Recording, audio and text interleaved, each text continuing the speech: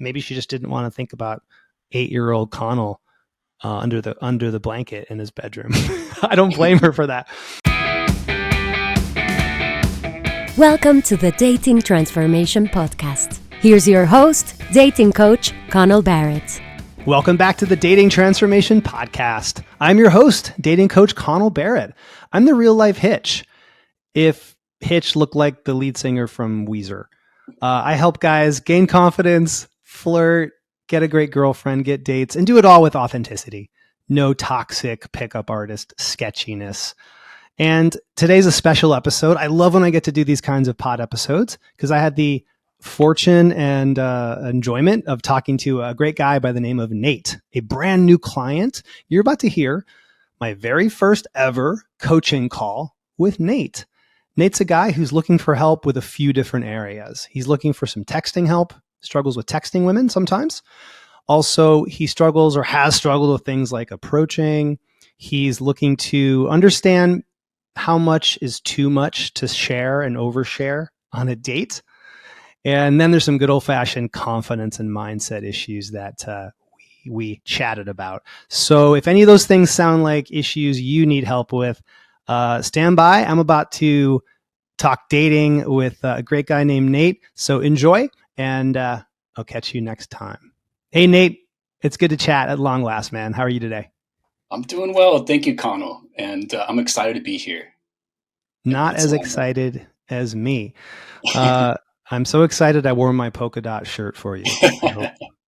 I'm excited as well. I'm looking at myself in my own Zoom, and I think I just cured my color blindness with this shirt and polka dots. Cool, man. Well, hey, let's do it. Let's get right to it.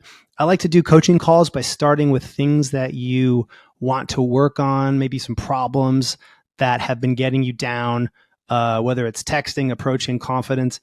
You tell me, bro, how would you like to start? How can I serve you? Sure. Thank you. There's so much we can explore. I think a few themes come to mind, and I try to frame it that way rather than addressing them as problems or challenges.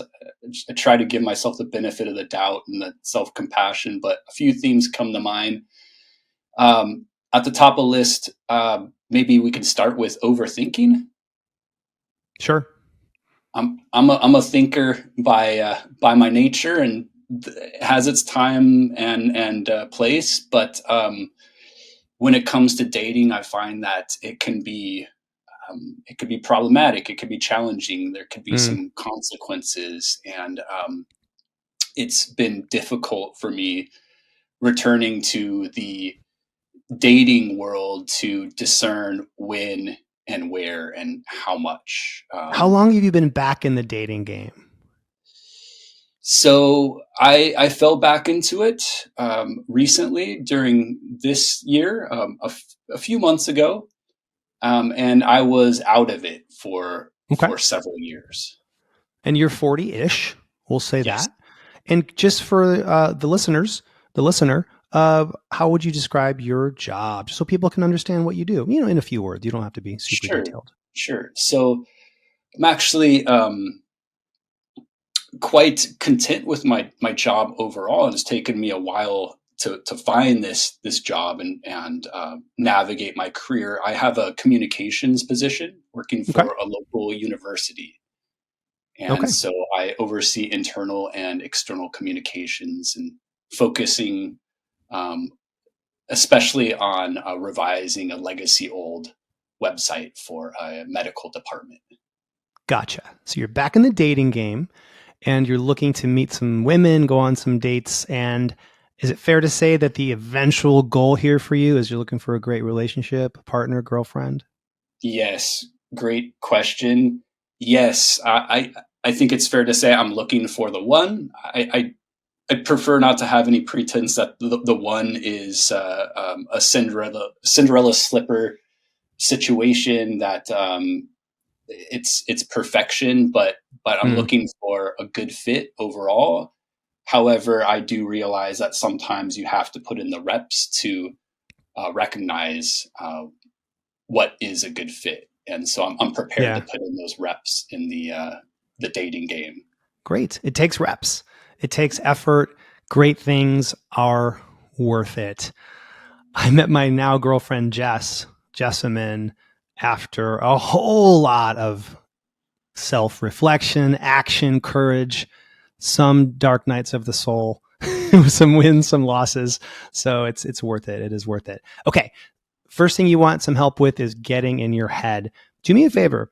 Tell me a quick anecdote. Be concise as you can, because our time is somewhat limited for this call. Tell me about a time where times where you have gotten quote unquote in your head with women. What context and what are some of those in your head thoughts? Wow. It could happen almost at any time or place. I do tend to find that it's more problematic or challenging when texting, when there's no there's a little like context, or there's no cues of body language or vocal tone, and it just feels like I'm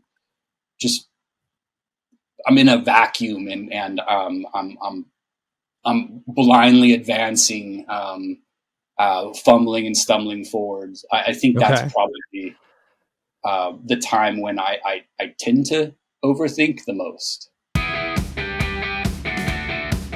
I'm gonna read your mind. Ready? I'll bet that you would love to confidently approach women, get great matches on the dating apps, flirt with charm, and attract your dream girlfriend. Right? But fear keeps you from approaching. You're not sure how to flirt. You struggle on the apps, and desirable women just don't seem into you. Well, I have great news. Dating coach Connell Barrett can help. He's guided thousands of men like you to more confidence and helped them attract their dream girlfriends. So book a free strategy call today to see if Connell's coaching is right for you. On your call, Connell or a team member will give you personalized advice to help you have more confidence, more dates, and more fun. Oh, and you'll be dating women as your best self, a charming gentleman. That's because Connell does not teach creepy pickup artist tricks. He unlocks your most confident self, so you can make authentic, romantic connections. Your next steps? Book your free call today at datingtransformation.com/contact and grab a time that works for you. Then you'll be on your way to more confidence, better results, and attracting bright, beautiful women. Oh, so you know, soon Connell will stop taking on new clients, so book a call today while you still can. Go to datingtransformation.com/contact and transform your love life. Bye. So you're texting a woman or wanting to, and tell me about some of the thoughts that you define as overthinking. Is it, oh, what do I write? I don't know what to write. I don't know how to get her to write back. Give me a bit more context, if you would. Sure. So typically, I think that the patterns I'd see would have to do with when to respond to a text. Am I coming across as needy or desperate if I respond too soon? And then how much to respond? How thorough should I be with the response? Do I keep it at the surface level? Do I dig deeper? Okay. So I think those are some general considerations of mine. That's very common. I'm hearing you say, oh, I don't know should I wait to respond? Am I coming across as too thirsty, eager if I write too quickly? Yes. That kind of thing. Okay. Let me ask you a hypothetical. Who is your dream celebrity girlfriend? If you could have anybody, who would that be? Wow.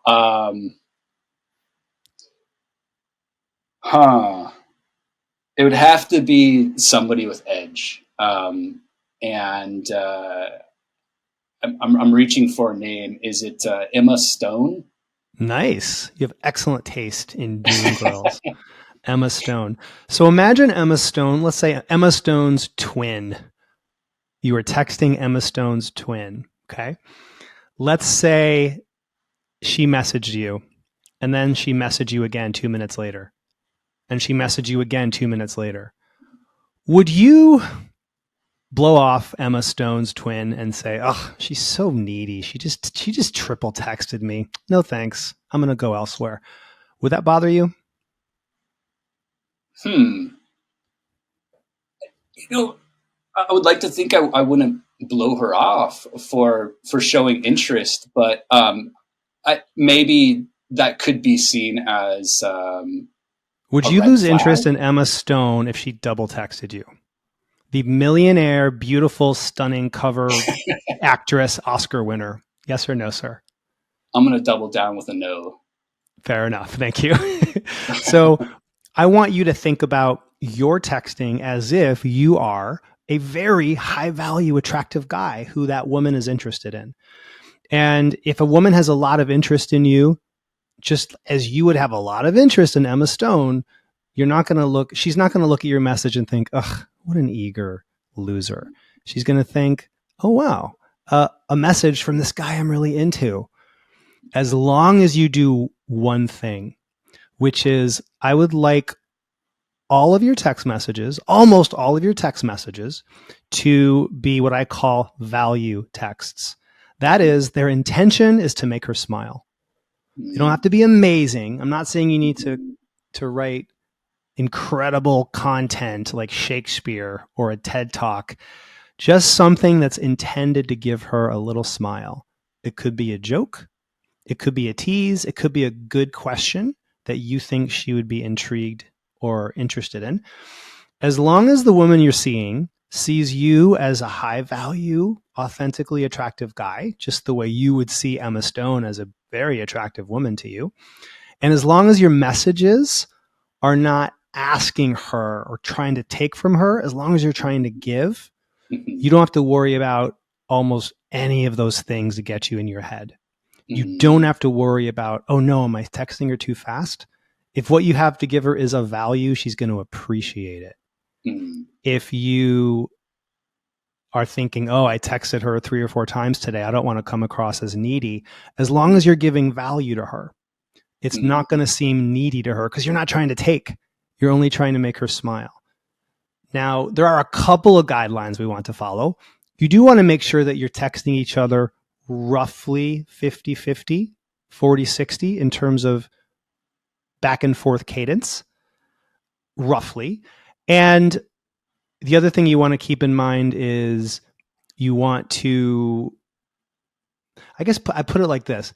You want to text her from the place of, hey, I've got things going on in my life. I can't text you 24/7, but you really don't have to play games. You could message her 2 minutes after she messaged you, as long as that message is something of value. And as a guy who's an expert in communication, I mean, you and I have only just begun to work together, but I would imagine you are or will be really good at texting, knowing how to communicate with somebody.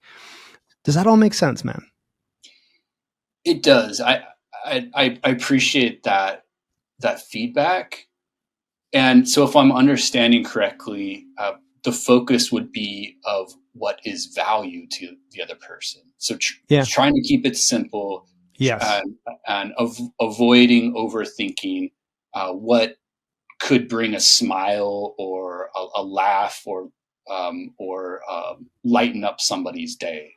Right. Exactly. Back to let's put Emma Stone aside for a moment.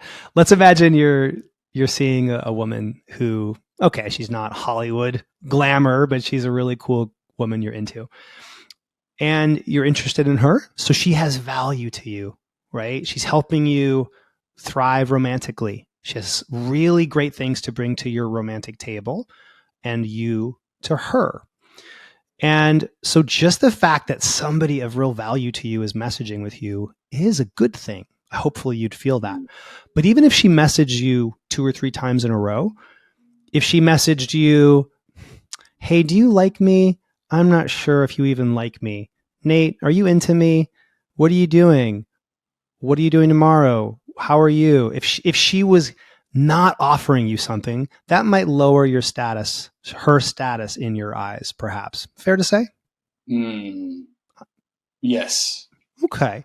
So, however, if everything she messaged you, or most everything, let's say she was witty, let's say she's funny, let's say she wanted to compliment you on something that made you feel good, then those kinds of text messages that made you smile, made you feel good, even if they came all at once, I would suggest to you that you wouldn't see that as needy. You'd see it as, oh gosh, it feels so good that we're making each other laugh, smile, have a good time. And so a big myth about texting is men think that multiple texting or texting too quickly is going to make a woman lose interest. It's not the case. What will make a woman lose interest is if the texts themselves are needy, if they're taking or just not offering. So some common examples of texts that take or don't offer would be boring, cliched questions like, how's your day? How are you? How was your weekend? And then the really bad ones are things like, oh, hey, did you get my last message? You didn't write back yet. Hey, did you have fun last night? I can't tell are you blowing me off? Are you still interested in me? These are things those kinds of needy or self-doubtful messages, they might be understandable that a guy feels that way, but we don't want to message a woman from that context. We want to message her from a context of, hey, every message I send you, it's like a little small little gift. I'm trying to make you smile, and doing it through the lens of authenticity, being your real best self. And does that all make sense? It does. I like that framework of the communications being gifts. It's like a care package that you're offering somebody. I like that. And actually, you bring up a good point. Another theme that I've been wrestling with a little bit that I know is very important to you and in your work: authenticity. And maybe this is a great case of me overthinking this, but is there a good and bad example of authenticity, a true and false? For example, when it comes to communicating with somebody, when getting to know somebody while dating, there's a side of me that tends to resort to wanting to share. Rejection, ghosting, loneliness, lack of dates, and lack of confidence. For many men, dating just sucks. But it doesn't have to. There's a simple yet powerful way to gain instant confidence and attract a great girlfriend. Be radically authentic. It's all laid out in the #1 Amazon best-selling book, Dating Sucks, But You Don't. Your step-by-step guide to attracting wonderful women and doing it with total authenticity. Author and dating coach Connell Barrett has had and fixed all the dating problems that you struggle with. He's also helped thousands of men gain confidence and find love. He's put his best tips and strategies into Dating Sucks But You Don't, so that you can confidently approach women and get dates. Become magnetic and attractive. Even if you're not tall or great looking. Always know what to say to make sparks fly. Get lots of great matches and dates on the dating apps. And attract your dream woman. You can find Dating Sucks But You Don't on Amazon. Or wherever books are sold. In paperback, Kindle, and audiobook. Get Dating Sucks But You Don't today. To transform your confidence and find your dream girl. So already I feel like I'm off the grid or moving off the grid from the guidelines that you're sharing, and yet I wonder, where is that side of me coming from? Is there anything redeemable about it, and how can I better understand that within the overall timeline of dating? Is there a time and place for sharing more personally and at a deeper level? You cannot be too authentic by my definition. Here's my definition of what I call radical authenticity. Something that's authentic has utility and value to the world. There's something about that word. An authentic Picasso is worth millions. An imitation Picasso is worth $50. right? An authentic voice at the town hall meeting where somebody just speaks their mind, everybody's listening, people really pay attention. An agenda-driven, inauthentic voice, people can kind of smell bullshit. So I define authentic or radical authenticity as you essentially channeling your highest value real version of you. So you really can't be too authentic. However, you can be too honest. I should say you can overshare if you say maybe too much at the wrong time. So before I give you some thoughts on this is a great topic. I think maybe, again, if you don't mind, if you have a story, an anecdote, a moment from your past, please protect the privacy of others. But if you were ever messaging with a woman or had a date, and you said, "Oh gosh, you said something way too." What's your example of oversharing? Maybe you give an example, and I can tell you if you overshared or undershared or somewhere in the middle. Absolutely, something comes to mind from a recent relationship that ultimately ended up with a breakup. Things got very intense very quickly within the span of a month before it unraveled. And I think that there was a mutual hunger from each of us. And we expressed this hunger, this desperation, this neediness in different ways. And for me, it came across as oversharing. And I think maybe where I was coming from was I was trying to invest early on to maybe accelerate the process of intimacy. What did you overshare? Although my intentions were good. And what so did you overshare? One example would be in passing, in a passing text when we're checking in with each other about how our weeks were going. And I shared about a challenging interaction I had with my roommate. And I wasn't an essay, but it was a longish text about that interaction. And my takeaway was, I feel really bad about that. I think my roommate's lonely, and I would like to apologize to them tomorrow. And her response was, do you normally share this much with people who you're just getting to know? And my response was, at that point, that spun me off into my overthinking ways. And I became very self-conscious, and I felt like I had overshared. And it's hard to say if that was the beginning of the end, but it was certainly a catalyst for my unraveling. How did you reply to her when she asked you, do you always share this much? How'd you handle it?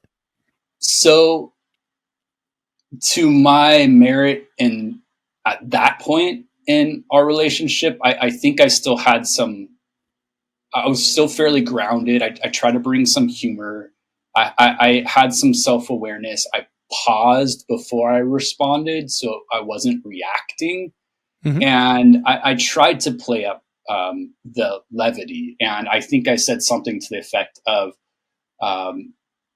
no, but I'm not used to, I think I said something to the effect of, well, there's something about besides the fact that you're a lovely lady, there's a certain kindness to you that I appreciate. And I think her response then was, what, are you not used to meeting lovely women who are also kind? And to that, I responded with equal humor, yes, but not the full package. And then I listed some other positive qualities that I admired about her. So so I can make sure I understand, you were texting with her about a situation with your roommate. And was that an argument? Was it a problem your roommate and you were having? What was the emotional tenor of the roommate situation that you shared with her? Would you say, was it positive? Was it neutral? Was it negative? Right. Great question. And a great place to clarify. So definitely on the negative side, Okay. critical. Like I wasn't bringing in like a moment of celebration with my roommate.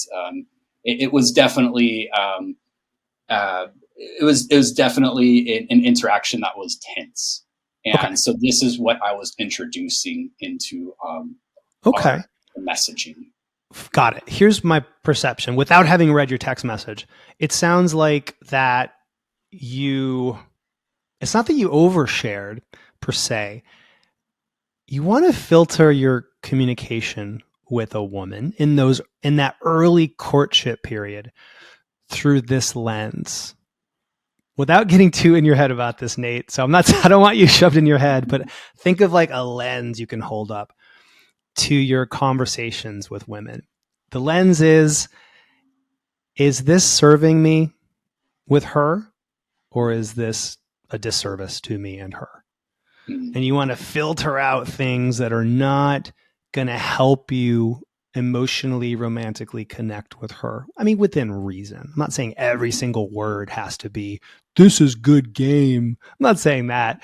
But I like to ask myself, oh, hey, this text I'm about to send her, me bitching about my client who didn't do what I asked him to, and I'm having a tough day and it's an annoying Monday. That might be authentically, emotionally how I feel in that moment, but that's not my higher self. And it's also fails the, does this serve me test, or does this help us as a couple or as a potential couple get closer test? Now, when you're in a relationship with a woman, down the road a ways, hey, there's a little bit of an understanding here where we can be a bit more vulnerable, and hey, we all have good days and bad days. So I think your interaction with that woman, I think she was responding to, hey, dude, why are you telling me this? This is not whatever, playful. It's not positive. Maybe it was negative, maybe just off topic. So I wouldn't say it was an overshare. I think it might have been like an emotional, like it might have been a misfired emotionally. Does that make sense? Yes. Yes, that's a useful distinction, useful way to help me untangle those ideas. You can Right. you can share a lot. Let me here's a quick story from my dating past.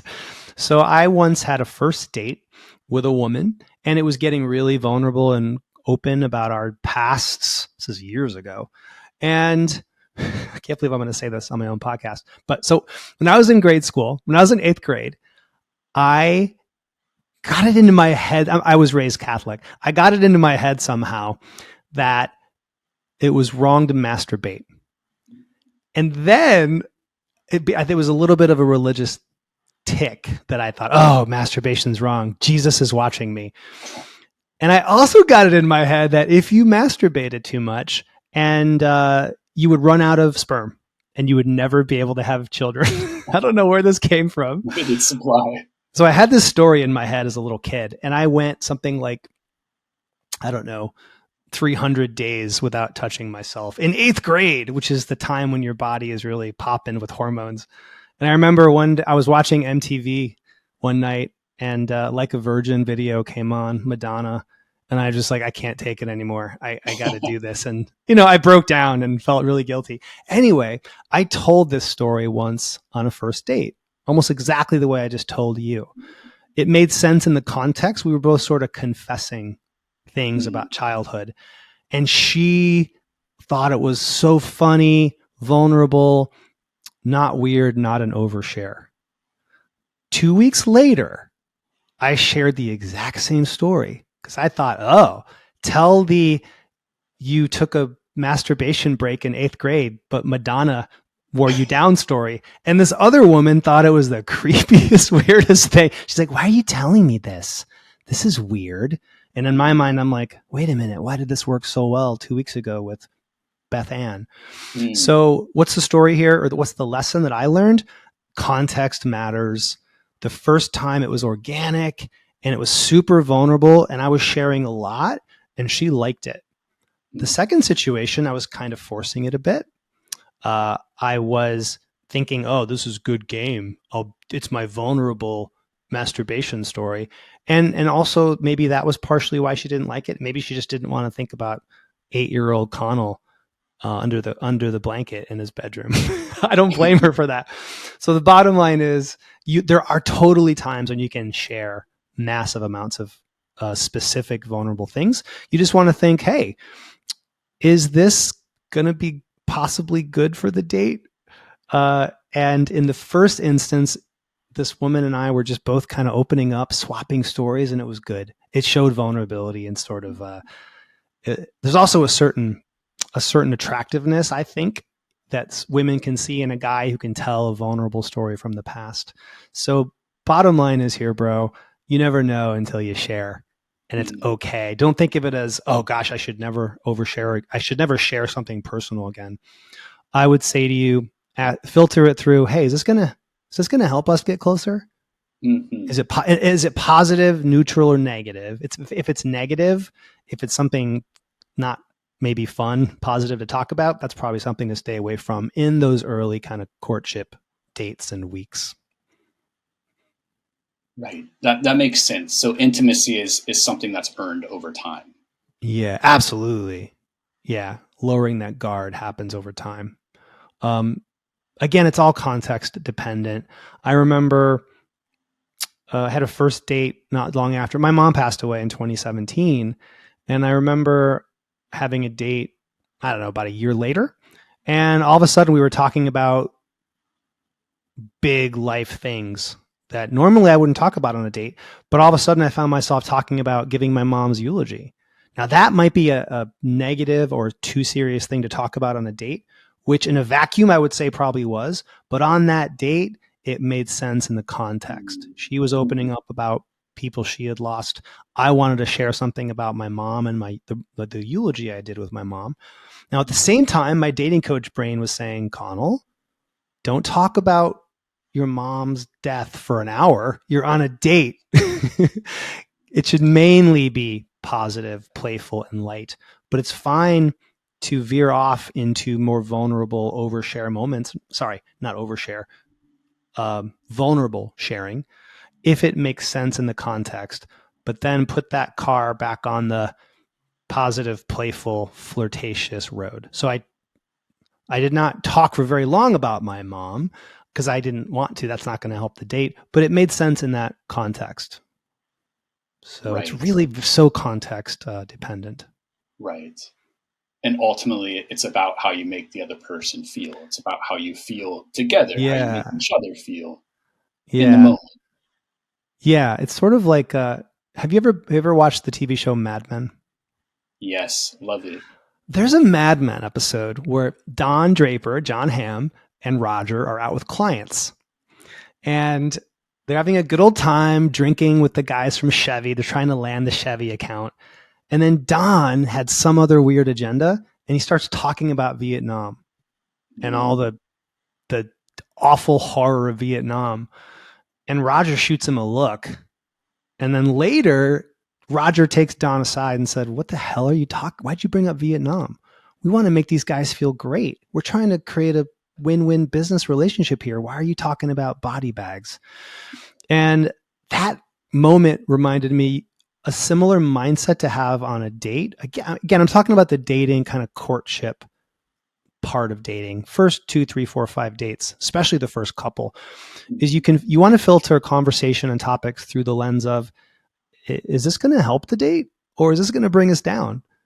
And Don, I'm not saying think about a woman like she's a sales prospect like on Mad Men, but understanding that every date we want to keep it positive, keep it playful, a little bit flirtatious. And if you catch yourself thinking, oh, wait, that story would be negative or inappropriate or drag us down, then learn the lesson that Don Draper had to learn. Yes. Keep it positive, keep it light, keep it fun. Yeah, I hope that all computes. That does. And again, I'm a big fan of the show Mad Men, especially as a writer. It strikes a lot of chords for me. And I think where the distinction then is for me, or the difference is, maybe this is where confidence comes in. Confidence, and maybe there's other dimensions of like self-awareness and other awareness. And I've heard somebody make a distinction between self-consciousness and self-confidence. I'm not sure if that resonates for you. And what was the distinction? how, I'd love to hear more. so self-consciousness being a mindset or a state of being that's more tangled in one's baser instincts of fear and anxiety, maybe some lower desires about pursuing somebody else, about what you can gain from them, and as well as doubts and insecurities, whereas self-confidence is rooted in one's higher self, within your framework of one's positive qualities, while also accepting one's maybe weaknesses or lesser strengths. But ultimately, there's a groundedness in self-confidence and an other person focus in self-confidence. Yes. Oh my God. We have a psychic connection. You just read my mind. I'm so glad you said that. I love this topic. Self-confidence versus self-consciousness.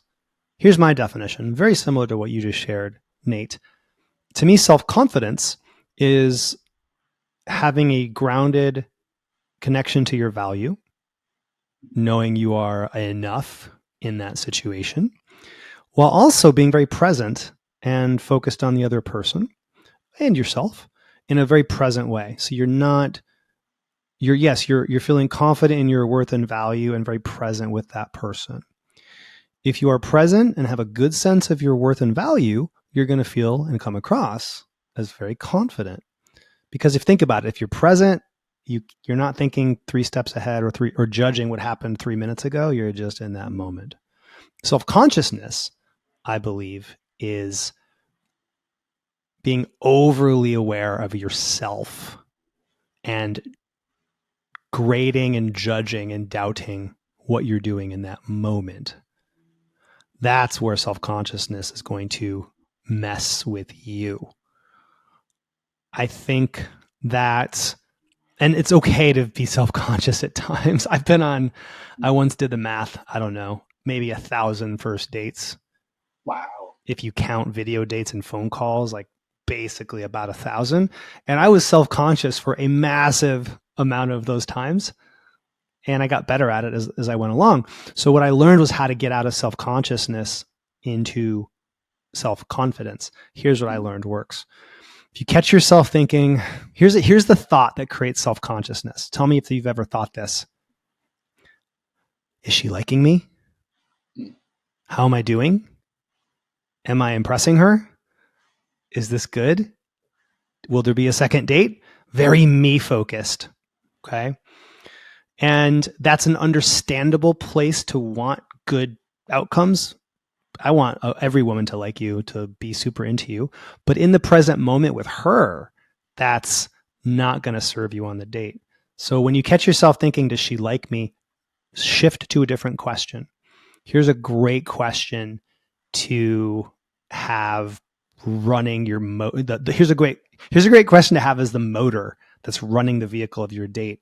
The question would be, how can I make her smile? How can I get really present with her and give her a great night? I'm giving you multiple choice options. Any of these are good. How can I flirt and make her feel sexy by being genuine and real? All of these core questions are much more empowering than, does she like me? How am I doing? Will there be a second date? Got to try to push those thoughts out and say, how can I make her smile? How can I listen to her? How can I give us a great night together?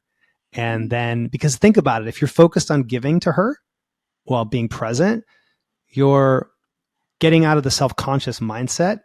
You're also giving yourself a really good chance to get the result that you're self-conscious about, if that makes sense. Does it? Yes. What comes to mind is, it sounds like your model leaves room, is really encouraging people to give themselves the benefit of the doubt. And self-confidence is coming from a place of recognizing your value, recognizing the value of the other person, of the relationship or the potential relationship, and round up, like giving yourself, giving the other person the benefit of the doubt. And I think maybe that's where some of these themes, if I think of them that way, are interconnected or sometimes get tangled up in one another. The overthinking with the self-consciousness, Yes. and lack of confidence, as well as the oversharing. Yeah. Oh, here's another cause of self-consciousness. I know this really well from not dating so much, although back in the day, yes, also from doing improv comedy or playing sports. If you are trying to reach a certain level of quote performance on a date, witty, funny, amazing, alpha, whatever a guy wants to achieve, and you feel yourself falling short of that gap, if you're focused on that gap, that's going to create, oh, why aren't I in the zone tonight? Why am I not saying the funny thing I wanted to say? I ran into this recently when I was on an improv team. I shouldn't say never. I rarely performed as well as I wanted to. And it got me so in my head, and created this vicious cycle of me trying hard to do better improv, be funnier, make it more successful, impress the audience. And the more I tried, I saw the gap between where I was and where I wanted to be. And it made it harder for me to just get present, let my humor come out, and let the improv show be whatever it's going to be. So that gap between where you are and where you want to be with your performance can also create self-consciousness. The fix for this, or the aspirin to take, is accept where you are right then and there. This is how I feel. I'm not going to fight it. I'm not going to strain to reach some high bar of whatever the thing is you're not yet achieving. Witty, funny, flirty, her liking me. Come back to what I call the 3 Ps. Come back to present. Come back to positive. It's a date. Things should be positive. Fun topics. And then playful. It's good to play. There's not a woman in the world, I don't think, very few anyway, who don't want to have fun. Just have a nice, fun, light, playful time on a date, especially the first one or two. So those 3 Ps, I'm like, okay, Connell, you're not in the zone today. You've been wittier, you've been cooler. That's fine. It is what it is. I'm not going to press up against it, because that just creates more resistance, self-consciousness, in other words. Get present, listen to her. Be positive, be upbeat. And how can I play? How can I play with her? Because playfulness is basically the essence of flirting, I feel. Cool, man. We got about another 10, 12 minutes left. In the last remaining time we have here, what else how else can I help you? What topics, challenges, goals? What's on your mind? How can I help you, bro? Yeah, thank you. Appreciate it. I think maybe it could be of value to explore how to move on after a breakup, and any general guidelines you have about that. I feel like I've mostly recovered at this point, but it still hurts from time to time. It has been strangely inspiring. I feel like it shocked my system, and ultimately in a positive way.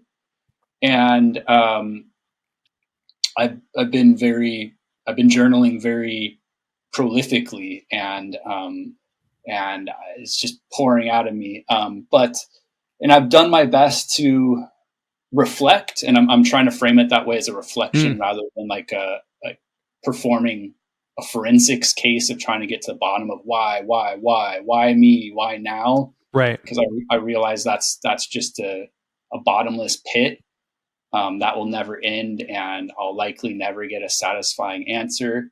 But it still hurts, and I'm sure that's the type of pain that's universal, that we all share at times during the dating process. And so I'd be curious to hear some of your thoughts about how to move on after a breakup, whether the positive, negative ways to do it. Let me ask you this. Let me ask you this. At any point post breakup, have you found yourself asking you the question, why me? Why this happened to me? Anything like that?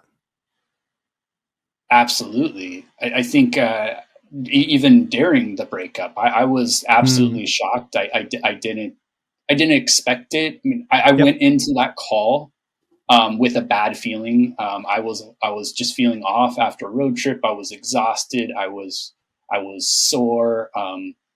I just wasn't in a good state of mind to have it, and I felt that I had this nagging feeling in my stomach and about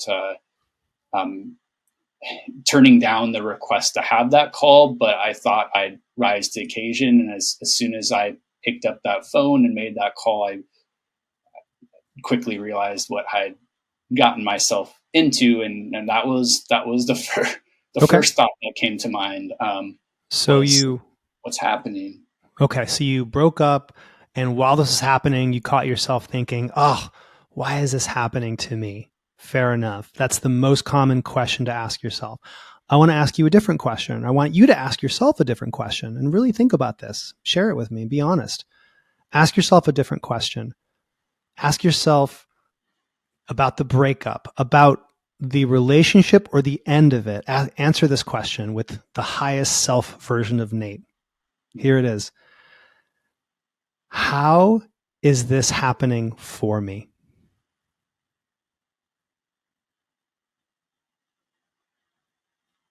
Right. Or how might this be something that has happened for me that will give me something that will bring a reward and value? What might be the answer to that question? Wow. Yeah, that's a deep one. And I think that's territory I've explored with the journaling. And I can approach it from so many angles. I mean, first of all, I feel like this experience has whet my appetite again for dating. And it's been a positive reminder of what I'm capable of, that I can do it. I wasn't looking for this relationship. I wasn't looking for this experience. I stumbled across it, and I recognized it as an opportunity, and I didn't want to let it go. So I don't regret it as much as it ended in a way that I would prefer it to have ended differently. But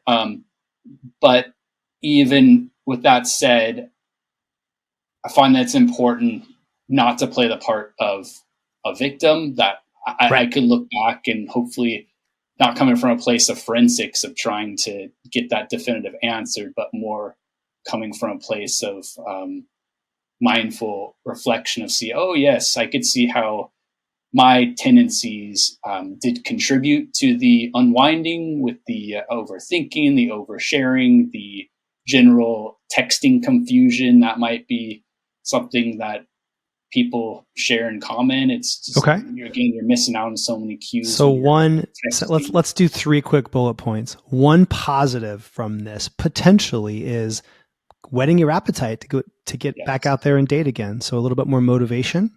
Yeah? Yes. Great. Give me a second thing that, if you think of this breakup as, oh, this is happening for me, or it will happen for me, what else might this relationship bring you in the future? Or I should say the breakup, what might it open up in the future for you? What specifically? What's a second potential benefit? So I'm reaching for something that I could really like simply define, but it's more of a vague feeling. If you don't mind me just wandering inside territory, is one of the Sure. lessons It's just a is podcast. You can talk as long as you like. okay. One of the lessons learned for me is that Yes. into that love, it must begin as a spark. Something's being ignited, but it can't end as a spark. It's the spark has to. It has to. At some point, it has to turn into a fire, and that fire has to be stoked. And so maybe I'm thinking a little philosophically about this, but this has been part of my reflection process of I feel like getting as well as a view inside the trenches. This has been a retrospective review that's more coming from like a bird's eye perspective of, okay, well, then it simply wasn't meant to be. I really like this person, and for whatever reason, at this time and place, my feelings weren't reciprocated, and that's fine. I can't change things. I can't undo that, and in my mind, it doesn't make sense to even pine on the sidelines for a vague possibility of things getting back together. I feel like it's healthier, and it could. The reconciliation's a possibility, but it's not something that I'm clinging to.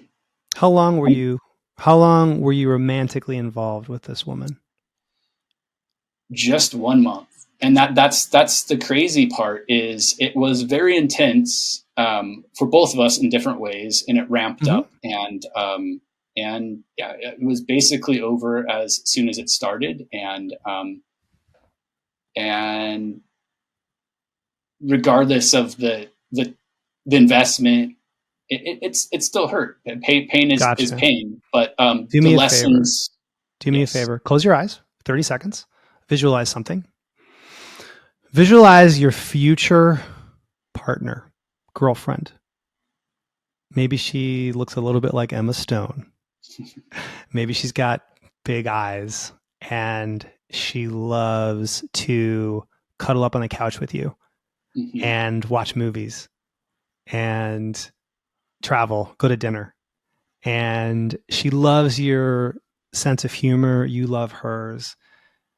She's a great kisser. She's supportive. She loves hearing about your day. Imagine this is the woman you're going to share your life with, your soulmate, your lover, maybe one day your partner if you want to get married, maybe not, but the girl you're going to share your life journey with. I want you to imagine that the reason why you're with her is because this last relationship ended. That last relationship ended because you were meant to be with, let's call her Emma for now. Now, if this were true, if this happens in the near to middle future, would you be able to look back on this last relationship and think, boy, it sure hurt at the time, but I'm glad it ended the way it did because look who I get to be with. She's perfect for me. We're so in love. And gosh, I'll miss XYZ woman, but man, this was the way it was meant to be. Is this possible? Yes. This is how we want to look at breakups. After a little bit of mourning, it's okay to mourn. In fact, it's human to mourn and hurt. And it's totally normal to say, hey, why me? What did I do to deserve this? That's how I felt after my wife of 9 weeks left me. And I felt like I was rejected by all women. And I thought, oh, I guess I'm just not what women want. And then eventually I said, hey, Connell, I'm going to take all this rejection. Instead of asking myself, why is this happening to me? I asked myself a much more powerful question. How is this happening for me? And that's a question that will change your life. It's certainly not something I came up with. There's an amazing book called Man's Search for Meaning by Viktor Frankl, classic self-improvement, self-development book. And Frankl talks about being in a Nazi prison camp and saying, hey, if I get out of this, I'm not going to become a victim. I'm not going to spend my life feeling like the world's against me. I'm going to transform this into a story where this will never happen again. I'm going to turn it into something that happened for me, not make myself a victim for the rest of my life. So if my wife of 9 weeks hadn't dumped me, I would not be a dating coach. I would not be with my partner, Jess, who I'm in love with, and we're incredible together. I would have lost all these other things had that relationship continued. So the thing that you think is a terrible, awful, heartbreaking breakup, in the moment, it might feel that way. And I honor that. If you think, how can this be something that serves me and happened for me? Then it can propel you to love, connection, and finding somebody who's way better for you than that woman may have been for you. Right. Thoughts? Right. I think that's great. I appreciate the abundance mindset. Yeah. And it's a wonderful reminder. That's something I feel like we should be incorporating into our life more often, not just after a breakup, but like punctuating it throughout our daily life. And it's really that's a newer skill that I've been working on over the last couple of years of like grounding, beginning every day with some gratitude and right. And so it's a wonderful reminder. It hasn't always come naturally. I feel like the victim mentality can still claw at me from within, and maybe at times I've taken an approach of trying to like lop off the heads of the Hydra, and somehow that hasn't been so effective. Looking back at it, it's like, well, they always grow back. So maybe rather than focusing on like this grand heroic fight of like slaying the dragon, maybe a different approach of like kind of befriending the wounds, befriending the experiences, celebrating them, right, recognizing value in them, and maybe that can help you if you process it authentically, right, recognizing that there's a season for everything, but that can ultimately help you move on. Look, I'm a big Hemingway guy for quoting. He was a bit of an asshole in real life, but he wrote some really brilliant things, and we can end with this. He wrote, "The world breaks all of us at times, and if you survive, you're stronger in the broken places."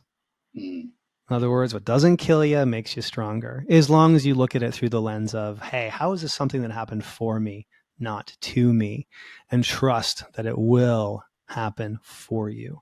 And as you and I move forward, keep thinking about, every step I take, every improvement, every setback you overcome, I should say, brings you one step closer to that woman you're going to share your life with, while you grow into the man you are at your best, at your core. So these problems, to paraphrase Tony Robbins, problems aren't problems, they're opportunities. Problems help us sculpt our soul by overcoming them and growing in the process. Anyway, thank you so much for this chat. I gotta bounce now, but we'll do this again, and we'll talk more about your dating goals, and we'll move things forward. Sound good, Nate? Thank you, Connell. Again, I appreciate it. Cool. Adios, amigo. Thank you for listening to the Dating Transformation Podcast. For lots of free tips, videos, and other goodies, go to datingtransformation.com. See you next time. Produced by Heartcast Media.